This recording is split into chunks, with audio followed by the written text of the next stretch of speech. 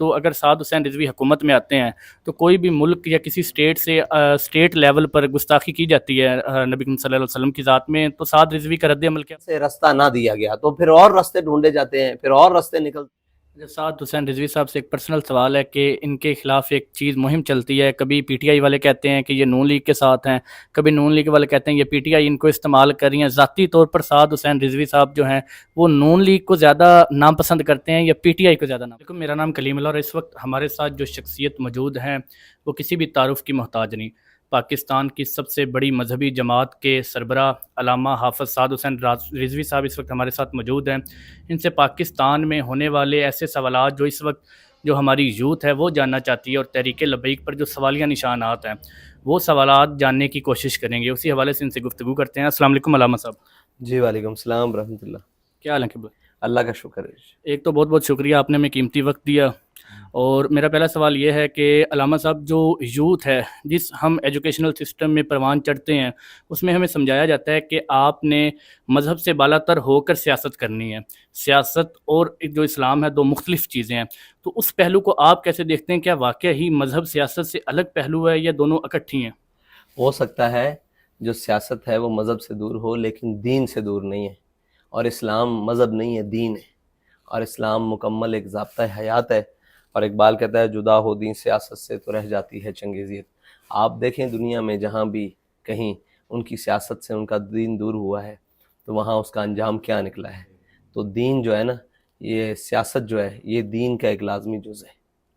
اچھا، جو ہمارے اسٹوڈنٹس ہیں، جو نوجوان یوتھ ہے، ان میں ایک تاثر پایا جاتا ہے کہ جو اسلامی اصول ہیں ان کو اپناتے ہوئے ہم اس موجودہ دور میں، ماڈرنائزیشن کے دور میں ترقی نہیں کر پاتے۔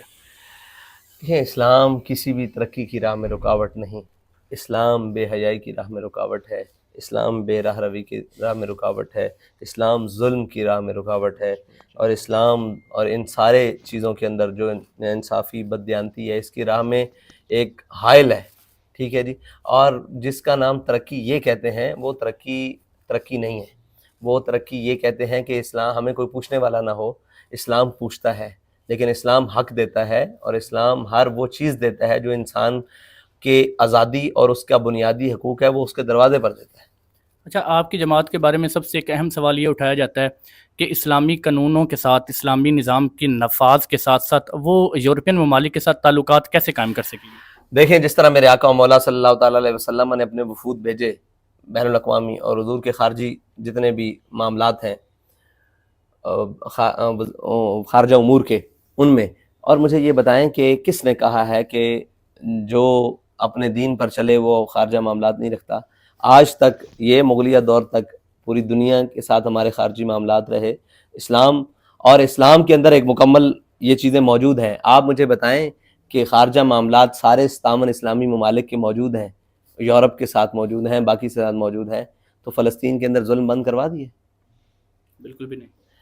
تقریباً استامن اسلامی ممالک ہیں، سارا کچھ کر لیا ہے۔ تو معاملات کا مطلب تعلقات کا مطلب یہ نہیں ہوتا، تعلقات ہوتے ہیں برابری کی سطح پر۔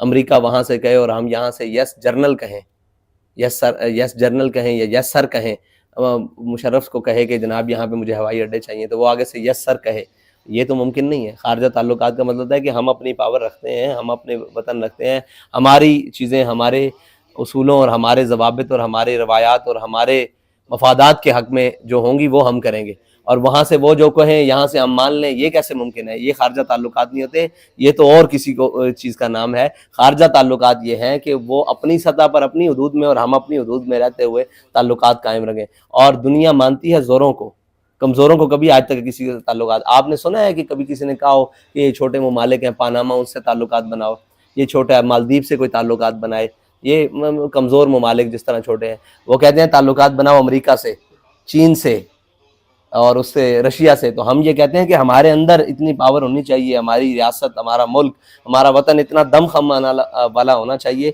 اور اس کے اندر اتنی دم خم ہونے چاہیے کہ وہ آپ سے لوگ خواہش کریں کہ آپ سے تعلقات بنائیں۔ کمزوروں سے تعلقات کون بناتا ہے؟ آپ اپنے اندر افغانستان کا جو ہے وہ ایک دیتے ہیں کہ یہ افغانستان نے دیکھیں تمام جتنے بھی یورپین ممالک ان کے ساتھ تعلقات ختم ہو گیا، اب کوئی آرگنائزیشن وہاں پر ورک نہیں کر رہی، ان کی معیشت بیٹھتی جا رہی ہے، تعلقات ختم ہو چکے ہیں۔ دیکھیں افغانستان کے تعلقات ختم نہیں ہوئے، وہ تو ابھی بھی جاتے ہیں یورپی ممالک میں دورہ کرنے اور سارا کچھ. وہاں مسئلہ اور ہے کہ ان کو تسلیم نہیں کرتے. کیوں تسلیم نہیں کرتے؟ صرف اسلام کی وجہ سے. ٹھیک ہے جی, اس نظام کی وجہ سے. اگر وہ تسلیم کر لیتے ہیں تو پھر ان کو پتہ لگے گا کہ پوری دنیا میں یہ ہے. اور کچھ بھی نہیں ہے. کیا وہ افغانستان والے مر گئے؟ بالکل بھی نہیں. افغانستان میں کیا بھوک ہے؟ بالکل بھی نہیں. افغانستان میں کیا عدل نہیں ہو رہا؟ ہو رہا ہے. آپ, میں نے تو آج تک گیا نہیں, آپ کے ذریعے اور یہ سوشل میڈیا اور میڈیا کے ذریعے ہمیں بھی خبر, اخبارات کے ذریعے وہاں پہ کیا بد امنی ہے. لوگ